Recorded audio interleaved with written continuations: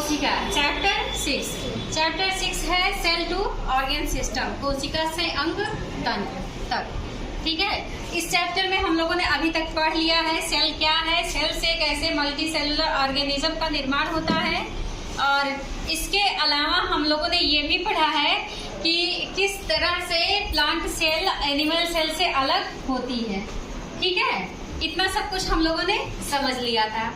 आज हम लोग पढ़ेंगे सेल जो है, चाहे वो प्लांट सेल है या एनिमल सेल, दोनों सेल में जो ऑर्गेन्स पाए जाते हैं, जो सेल ऑर्गेनेल हैं, उनके क्या क्या फंक्शन हैं।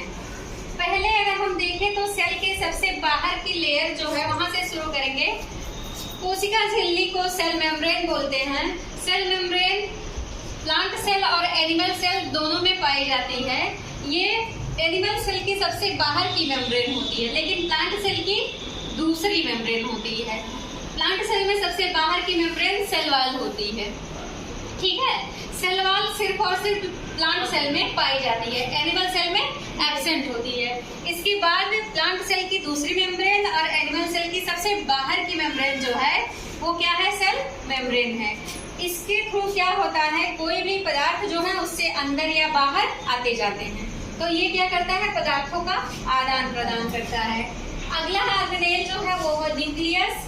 न्यूक्लियस का मेन महत्वपूर्ण कार्य ये है कि किसी भी सेल का जब डिवीजन होता है तो जेनेटिक मटेरियल एक सेल से दूसरे सेल में जो जाते हैं वो सारे जेनेटिक मटेरियल न्यूक्लियस में ही उपस्थित होते हैं, तो इसका रोल है सेल डिवीजन में। इसके अलावा इसे ब्रेन ऑफ द सेल कहा जाता है। क्यों? क्योंकि किसी भी सेल की जितनी भी एक्टिविटीज हैं, सारी एक्टिविटी कंट्रोल ब्रेन करता है। जैसे हमारे शरीर की सारी एक्टिविटी हमारा ब्रेन कंट्रोल करता है, ऐसे सेल की एक्टिविटी को न्यूक्लियस कंट्रोल करता है। ये प्लांट सेल में किनारे की तरफ होता है, क्योंकि वहाँ वैक्यूल खूब बड़ा सा था और ये किनारे आ गया था, याद करिए। लेकिन एनिमल सेल में बिल्कुल बीच में होता है, केंद्र में होने की वजह से इसे केंद्रक कहा गया है। अगला जो है कोशिका द्रव्य है। कोशिका द्रव्य जो आपकी सेल मेम्ब्रेन होती है और न्यूक्लियस, इसके बीच में जो द्रव भरा रहता है वो क्या होता है, कोशिका द्रव्य होता है। इसी में सारे सेल ऑर्गेनेल जैसे mitochondria, chloroplast, ribosomes, endoplasmic reticulum सब इसी कोशिका द्रव्य में ही उपस्थित रहते हैं। अगला है माइटोकॉन्ड्रिया। माइटोकॉन्ड्रिया का महत्वपूर्ण कार्य, बहुत ही महत्वपूर्ण कार्य है। ये दो मेम्ब्रेन की संरचना है। ये श्वसन में बहुत इंपॉर्टेंट रोल प्ले करती है। श्वसन की क्रिया माइटोकॉन्ड्रिया में ही होती है, और इसी में श्वसन के बाद जो ऊर्जा बनती है वो एटीपी के फॉर्म में स्टोर होता है। इसीलिए माइटोकॉन्ड्रिया को ऊर्जा गृह, power house of the cell कहा जाता है। अगला है क्लोरोप्लास्ट। क्लोरोप्लास्ट हम सब परिचित हैं, इसे कोशिका का रसोई घर कहा जाता है। क्यों? क्योंकि यहाँ पर फोटोसिंथेसिस की प्रक्रिया होती है, प्रकाश संश्लेषण की, जो भोजन के निर्माण की प्रक्रिया है। नेक्स्ट है क्या, सेंट्रोसोम। सेंट्रोसोम डायरेक्ट का है, ये सिर्फ और सिर्फ एनिमल सेल में पाई जाएगी, ये प्लांट सेल में एब्सेंट होती है।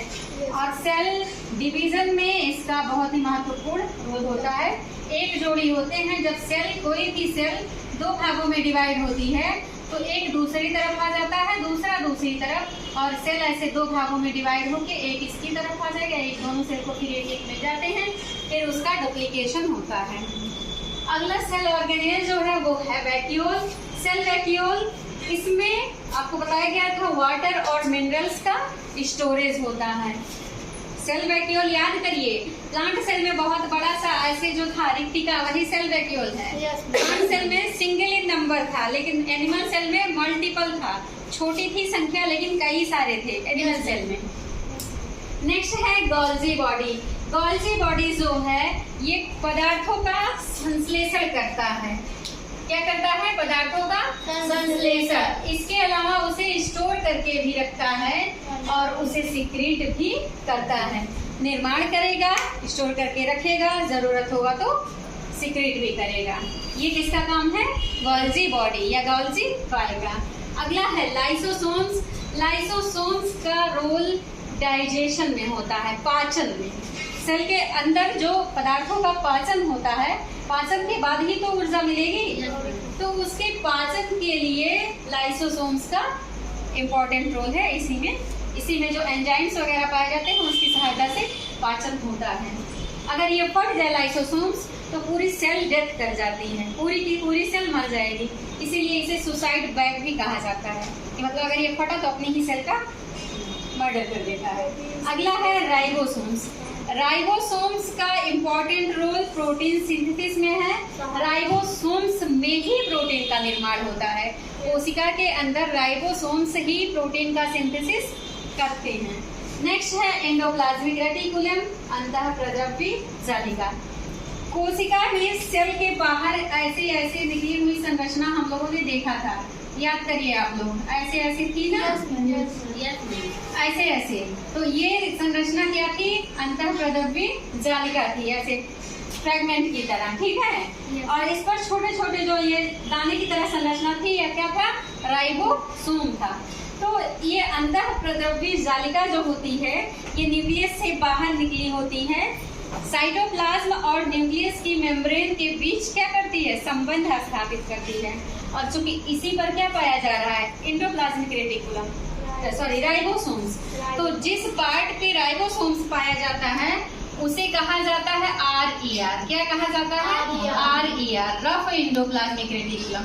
और जिस पार्ट पे जैसे यहाँ नहीं पाया जा रहा है इसे कहा जाता है SER, smooth endoplasmic reticulum. Rough endoplasmic reticulum पर राइबोसोम पाया जाएगा तो ये प्रोटीन सिंथेसिस करेगा।